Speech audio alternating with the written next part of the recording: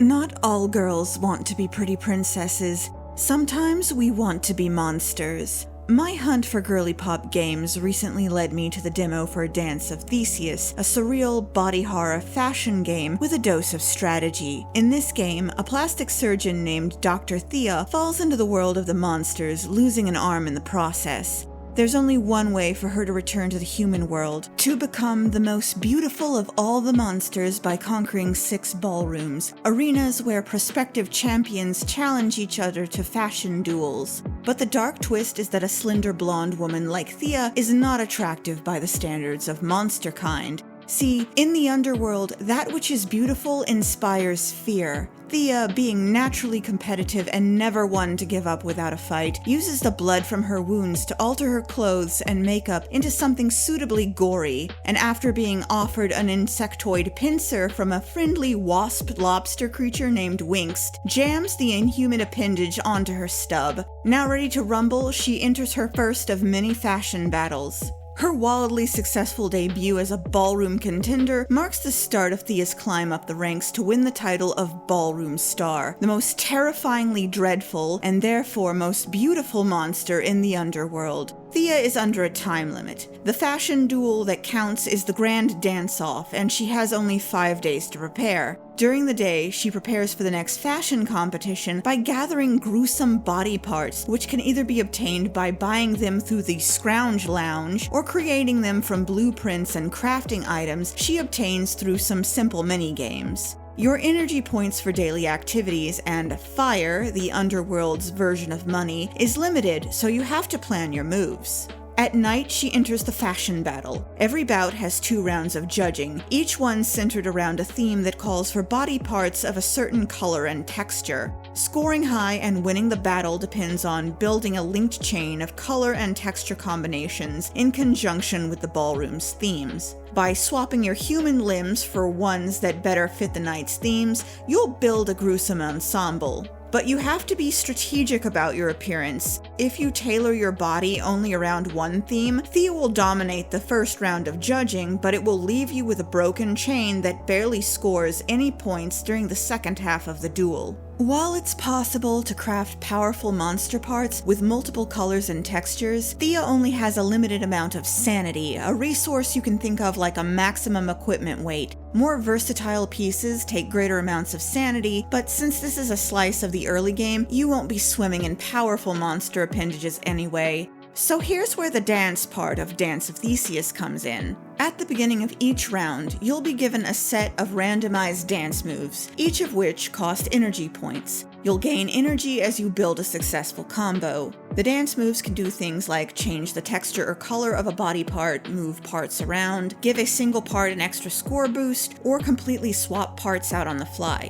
If you use your dance moves wisely, you can turn a body part that does not meet the theme's criteria into one that does, rescuing a broken combo in the process. And you want to extend those color and texture chains out as much as possible, since you get a score multiplier at the end of the round based on how many body parts you linked together. There's no fail condition for these challenges or penalty for doing poorly. The better you rank each night, the more fire you have to spend each following day on blueprints, parts from the Scrounge Lounge, and upgrades to your skill tree. At the end of the 5-day period, you'll head into the dance-off battle. In the first ballroom, you'll be going head-to-head against Not Frankenstein, a stinky patchwork creature that cheesed Thea off on the night she arrived in the monster world. The mechanics here are slightly different. Not only will you be working to enhance your own points, now you have the option to use your dance moves to disrupt your opponent's combo chain.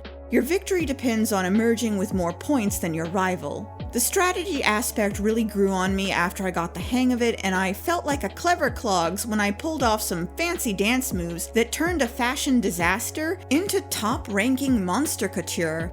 Dance of Theseus is surprisingly text-heavy, and this could be a very good thing or a bad thing, depending on your point of view.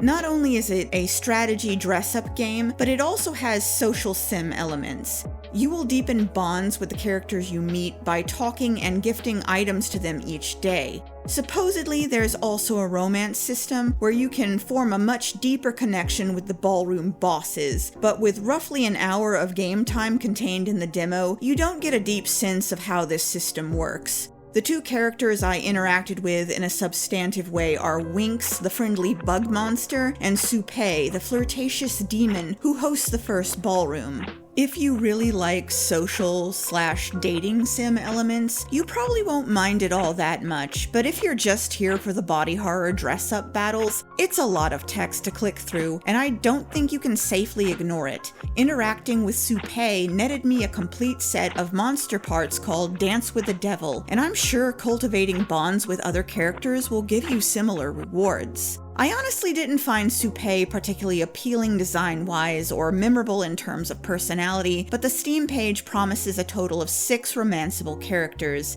Maybe I'll feel a bit more enthusiastic about cuddling up to one of the other 5. In the demo, I managed to collect an impressive array of freaky monster parts like bladed arms, heads with too many teeth, and tentacles. The lookbook gives you a preview of some of the monstrous bodies you can acquire a bit later on, and some of these are incredibly disturbing, like this bog witch rising out of an alligator's mouth. While I'm ambivalent about the romance system and feel like the demo was a bit too text-heavy for the overall quality of the writing to justify, there's enormous potential in the fashion battle system. Plus, I love the Monster World's surreal, colorful, Lisa Frank by day meets darker Tim Burton at night aesthetic.